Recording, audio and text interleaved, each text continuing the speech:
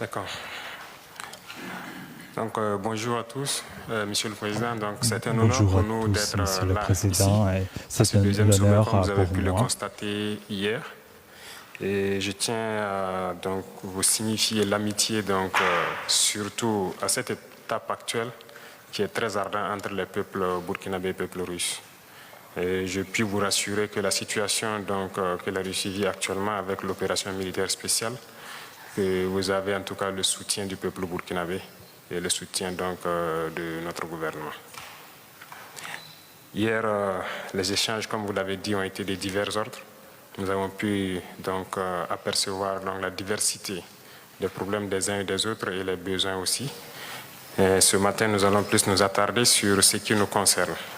Vous avez déjà évoqué le volet diplomatique. Ça a été dommage que l'ambassade soit fermée en 1992, mais je pense que nous avons déjà entrepris les démarches nécessaires pour la réouverture. Et donc, c'est un point que j'avais souligné et on souhaite que ce puisse être fait le plus vite, que ce soit l'ambassade ou la mission militaire. Actuellement, la sous-région est donc un peu mouvementée par tout ce que vous savez, donc le désir de changement des différents peuples. Voilà, nous ne dirons pas le désir de changement de partenaire, mais le désir de changement de la politique. Et ce qui amène donc forcément à tourner dos à nos partenaires traditionnels et à nous tourner vers donc les vrais amis que sont donc la Russie, qui nous ont soutenus depuis la période de décolonisation jusqu'à aujourd'hui. Dans ce sens, je pense que pendant le sommet, vous avez compris donc au Niger, il y a eu des événements qui ont poussé des militaires à prendre leurs responsabilités aussi. Nous suivons aussi l'actualité parce que ça nous affecte directement. Ça nous affecte en ce sens que hier, après mon allocution, à la pause, j'ai eu des échanges avec certains chefs d'État qui pensent donc nous pointer directement du doigt, être auteurs donc, de ce qui se passe dans la sous-région. Donc, ça veut dire aussi que indirectement, voilà, certains pensent que c'est l'effet donc de la Russie. Et comme vous pouvez le constater sur la plupart des médias occidentaux, qui continuent donc de véhiculer ce genre de messages. Donc c'est un paramètre à prendre en compte dans la diplomatie. Il se peut que dans les jours à venir, ce pays connaisse des sanctions. Et nous devons de les soutenir tant que leur direction sera donc la même chose que nous souhaitons, c'est-à-dire un monde multipolaire vers leur souveraineté, en tout cas changer carrément de partenaire. Parce qu'actuellement, nous menons la même lutte contre le terrorisme avec ces États. Et du fait que nos partenaires sont différents, on est bien voisins, mais on n'arrive pas à collaborer. Et on espère qu'avec la nouvelle donne, on pourra se soutenir. Beaucoup d'échanges ont eu lieu donc, entre ma délégation et les sectoriels donc, de la Fédération de Russie. À ces échanges, comme vous l'avez signifié, les échanges commerciaux sont assez faibles entre nous et on espère donc les voir remonter rapidement. Déjà, avant qu'on arrive ici, il y a eu un accord qui a été signé entre une société russe et des entrepreneurs burkinabés dans le cadre de l'exportation des produits comme la mangue.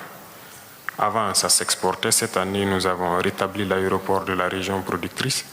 Et les mangues s'exportaient vers l'Allemagne et la Néerlande et tout, qui réexportaient donc vers la Russie ici.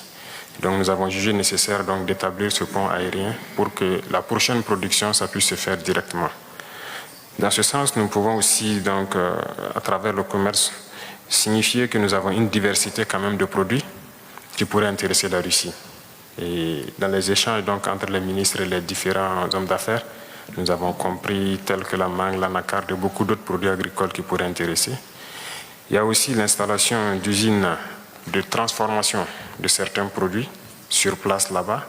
Et je sais que beaucoup d'opérateurs russes seront intéressés par cela, ce qui va contribuer à intensifier nos échanges commerciaux. Parlant donc d'échanges commerciaux et d'installation d'usines, nous avons un besoin crucial d'énergie.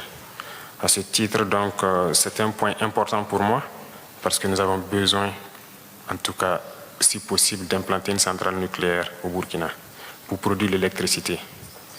Notre position est assez stratégique parce que nous sommes au cœur de l'Afrique de l'Ouest et cette position fait que du fait du déficit d'énergie dans toute la sous-région, s'il y a un privé russe qui peut s'implanter au Burkina, il pourra vendre bien l'énergie donc à toute la sous-région.